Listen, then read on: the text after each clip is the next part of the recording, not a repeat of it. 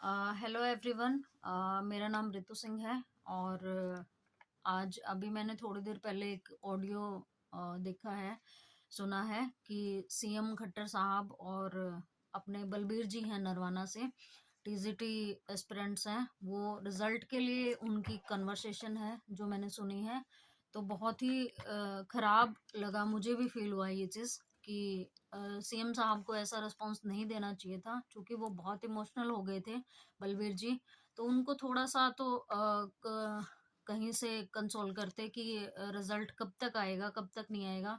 CM साहब का एक स्टेटमेंट था कि सब्जी बेच लो या कुछ भी कर लो, तो सीएम साहब ने उनको ये तो बता दिया कि सब्जी बेचनी है, लेकिन ये तो नहीं बताया कि फीमेल क्या करें, या फिर सब्जी बेचने के लिए ही ये सारा कुछ था तो टीजीटी की भर्ती क्यों करी, वैकेंसी क्यों निकाली थी, फिर उसके बाद एग्ज़ाम क्यों लेना था। और मेरी अभी बलबीर जी से ही बात हुई थी, तो वो नरवाना से हैं और बहुत ही मतलब डिमोटिवेटेड थे।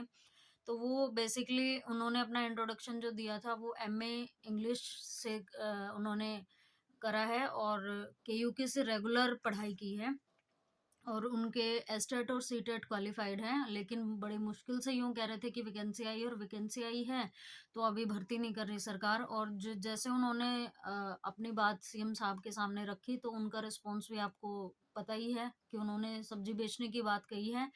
तो अभी वो कह रहे हैं कि अगर घर का मुखिया सपोज करो कि भाई ऐसा इररिस्पॉन्सिबल रहेगा कि सब्जी बेच लो या कुछ कर लो, या फिर मुझे नहीं पता कि भाई क्या चल रहा, हाँ तो बताओ।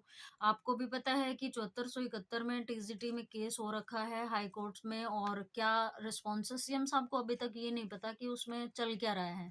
फिर ऊपर से इतना इररिस्पॉन्सिबल रवैया कि भाई इमोशनल होने की जरूरत नहीं है और आप सब्जी बेच सकते हो, मैंने भी करा है। तो भाई आपने पढ़ाई भी नहीं की, आपको टीचर्स और अध्यापक में तो फर्क नजर आता नहीं है, ठीक है। और ये एमए जिन्होंने एमए इंग्लिश से ये क्लियर किया है जिनका एग्जाम, तो वो उनको बता रहे हैं कि क्या करना चाहिए। तो अभी जैसे हमारा डिस्कशन हो रहा था तो उस टाइम ये भी बता रहे थे वो कि भाई जब जिस टाइम सिलेबस था एमए एमए इंग्लिश का नहीं, सॉरी, अभी टीजीटी इंग्लिश के लिए, तो वो उसमें फोनेटिक्स, शॉर्ट स्टोरी, नॉवेल्स, पता नहीं क्या क्या दे रखा था, लेकिन आया कुछ नहीं, इतना हार्ड एग्जाम था एक तो। दूसरा फिर क्या था कि एग्जाम इतने शॉर्ट पीरियड में एग्जाम करवाया, उसके बाद डीवी इतना लंबा प्रोसेस करवा दिया, और फिर अगर कोई अगर किसी रिस्पॉन्सिबल दावेदार हैं जैसे सीएम साहब हैं उनसे ये चीज पूछ रहे हैं कि भाई आप कब रिजल्ट डिक्लेयर कर रहे हैं, तो उनका ये स्टेटमेंट है कि सब्जी बेच दो, ठीक है। तो मुझे समझ नहीं आ रहा कि भाई पढ़े लिखे लोगों के साथ अगर सीएम साहब ये बिहेव कर रहे हैं तो क्या मतलब आम जनता के साथ होगा, क्या आम लोगों के साथ जो पढ़े लिखे नहीं हैं, जो कम पढ़े लिखे हैं।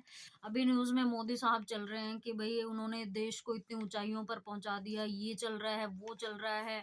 तो अपने खट्टर साहब तो फीमेल को भी अगर काम मांगो तो चंद्रयान पे भेज देते हैं। तो अगर इतना ऊपर पहुंचाना था तो हमें नहीं पहुंचना भाई, हमें तो सिर्फ सीधा रिजल्ट दे दो और ज्वाइनिंग दे दो, दैट्स इट। तो वो मतलब मुद्दा ये था कि भाई अगर एक आदमी अपने हक के लिए कोई बात कर रहा है और वो भी एक रिस्पॉन्सिबल बंदे से, सीएम साहब खट्टर साहब से, तो उनका रिस्पॉन्स बहुत ही खराब था। तो आप लोग क्या विचार रखते हो, क्या राय रखते हो इस बारे में कि भाई हमें आगे क्या करना चाहिए।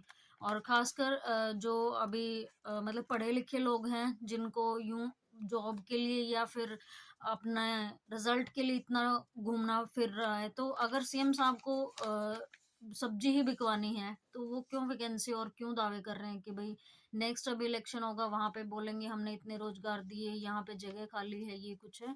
तो आप प्लीज इस बारे में अपनी अ, राय दीजिए कि क्या करना चाहिए हमें आगे। और सच में ये बलबीर जी से मेरी बात हुई है, बहुत ही डिमोटिवेटेड लग रहे थे मुझे कि अगर इतना पढ़ा लिखा होने के बाद भी जॉब की गारंटी नहीं है तो माँ बाप क्या ही करेंगे। और अगर सब्जी ही बेचनी है तो इतना पैसा लगाने की जरूरत ही क्या है। तो मेरे ख्याल से आप सब आगे आए, खासकर जो टीजीटी एस्पिरेंट्स हैं वो तो खासकर, जो बिल्कुल ही आराम से बैठे हुए हैं शांति से कि सरकार कोई ना तो रिस्पॉन्स दे रही है, ना न्यूज में है, ना कहीं पे।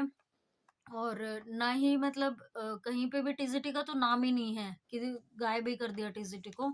तो ऐसा ना हो कि भाई ये हमारे लिए एक मजाक बन के रह जाए और नेक्स्ट 4 इयर्स 5 इयर्स जब भी अगली सरकार आती है तो हमें वेट करना पड़े फिर से। तो आई होप कि भाई सब एकजुट होके और इस भर्ती को पूरा करवाने की कोशिश करेंगे। Thank you.